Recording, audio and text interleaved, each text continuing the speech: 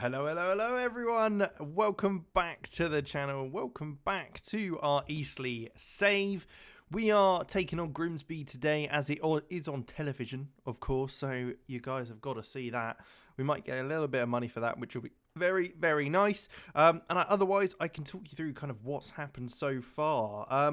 Transfers-wise, nothing's gone down. I've tried to bring in a couple of players, but unfortunately, it's just a case that we don't have the funds for it. So that won't be happening. Obviously, last time out, we beat Wrexham 3-0, which was a fantastic win. We then drew against Bromley, which we should have won. Simple as that. We played very, very well. Should have beat them. We then took on Kings Lynn. A comfortable win in the end. 2-0. Should have probably been a few more goals in that one as well. And then we lost to Barnet 2-0. A penalty, which is disappointing. Vincent Harper gave away the penalty in right late on in the game, and then Tyler and also Rob Hall scored in the 92nd minute for them to kind of give them that double lead, which is unfortunate. We did manage to bounce back against Dover after they had a player sent off. We got a bit lucky in the sense that they scored, then they had a player sent off, and then we had the rest of the game to come back. We also won a penalty, which allowed us to do so. And Jake Hesketh got his first goal of the season, so he's on the board now. But we are taking on Grimsby. They're sitting in 10th. We're sitting in 11th. So we're close by.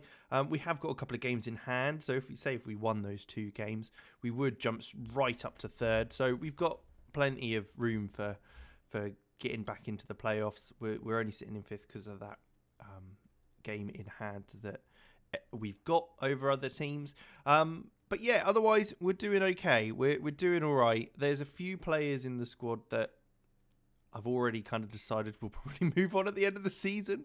The likes of Tyrone Barnett, who's 35 years old. He's getting paid 900 quid a week. That's money that could be spent on someone younger and better. And effectively the same with Danny Holland, who's a bit of a legend at Eastleigh, with him playing there for quite a while now. He's at £700 a week, but again, 35 years old, might need to look to moving on. Ross Flitney is all right there because he's a goalkeeper coach as well, so I'm not too bothered. I'm happy to be our backup, really, in the squad. But yeah, Callum Rowe's been doing pretty well, I have to say. He's been firing on all cylinders really recently. But with that said, this is the lineup we're going for. We've got Joe McDonnell in goal, Josh Hare, O'Connor, Magoma and Rowe at the back. Smart, Whelan, Hesketh and Pritchard in midfield, with Benhouse and Asante teaming up top. So let's jump into it. So I think we have managed to work out somewhat our best 11. At least our back line is definitely our best, for back 5, I should say. Going forward from there, there's a couple of changes that we could make. It's likely that Whelan and Hesketh are our centre midfield pairing. Pritchard's our only left winger, really. So that's something we need to kind of maybe bring in a lone player for, which I'll be looking out for. Otherwise, right midfield, Hill and Smart are kind of fighting it out for a spot there. And then up top, we have got obviously House and Asante. They've not really got much competition as well. So that might again be somewhere we'll be looking to improve in as we move forward, really. But 20 minutes into the game at Blundell Park against Grimsby, and we've got a free kick. It's Pritchard on that ball into Asante, who puts it away, but it looks like it will be classed as offside, unfortunately. There it is. Yep, offside. It's unfortunate. It was a decent goal, to be fair. Was he offside? I mean, yeah, just about. But it's a good sign. It's always a good sign to score, even if it is offside. We're dominating things so far. They haven't had they've only just had a shot half an hour in, so it's good signs as we go. O'Connor with the header nods it down to Rowe. I've got hiccups or something. Into Ben House, who brings that down lovely. Back to Hesketh, who's got a bit of time there. Then looks back to Magoma and across to O'Connor. He's got plenty of time on the ball, able to find Whelan. And House now looking out wide to Smart, who's going to likely take on his man and try and get a ball into the box. He certainly does get that ball in. Asante with the header, and it's in. Sam Smart with a lovely turn on the spot, left-footed cross.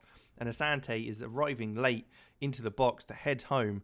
It's a fantastic header. We get a lot of headed opportunities.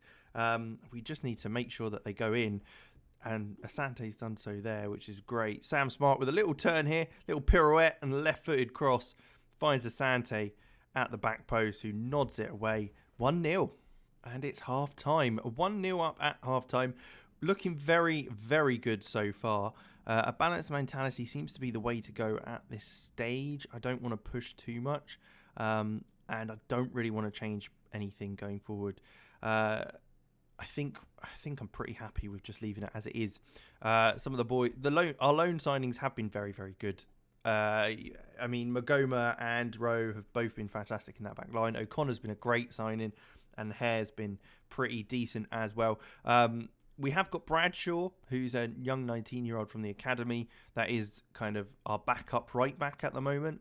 So it may be a case that we need to see if we can bring in anyone who can maybe play anywhere on that right-hand side. That would be quite useful, as it may even give a bit more competition to the likes of Smart and Hill. But Enoch Asante is injured, which isn't good. What's it could be? Potential thigh injury. That could be a long-term injury. But we'll pop Danny Whitehall on. Should we pop him there, or should we look to flick him over to the target forward? I think we will, and have Ben House sit next to him. Did I confirm that? I'm not sure I did. Yeah, I did. Okay, that's fine. I was like, did I just... Oh, God. 5 minutes to go, though, and we are coming to the end of the game. I think we might look to bring Ryan Hill on for Sam Smart, who made that assist initially. It was a fantastic cross for us to get that goal. And we can see that they've had an injury and they've had to go down to the 10 men, which means that it's going to make it a lot easier for us as we get to the end of the game and it ends 1-0. Not overly eventful, that one, but a win's a win. It's another victory on the road. And we're sitting in 5th quite comfortably. We've got a game in hand, sitting on 13 points. We could jump up to 2nd, possibly, if we get that win in that game.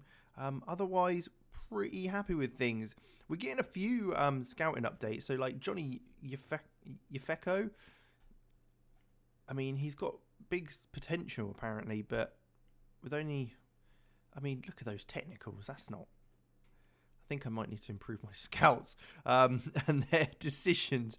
He's out for 5 to 6 weeks. Enoch Asante is out for 5 to 6 weeks. That is not good at all.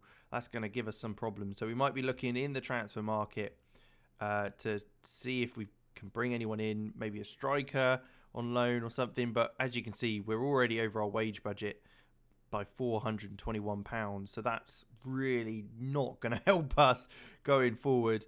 But otherwise, club vision wise, this is something we didn't talk about in the first episode, so I want to make sure we cover that. We need to sign players under the age of 23 for the first team. Perfect for us. That's what we're going to need to do to be able to climb up the leagues. We'll probably sign a bunch of academy lads in in the summer, at the end of the season. Work within the wage budget, which apparently we're on course to do, but we are £400 over. So we'll have to see if we can kind of move a player on just to get that back in again. National League, they want us to sit top half. I think we can do that comfortably. I think we should be fighting for playoffs, especially at the start of the season we've had. Reach the first round of the FA Cup. Something that I think is possible.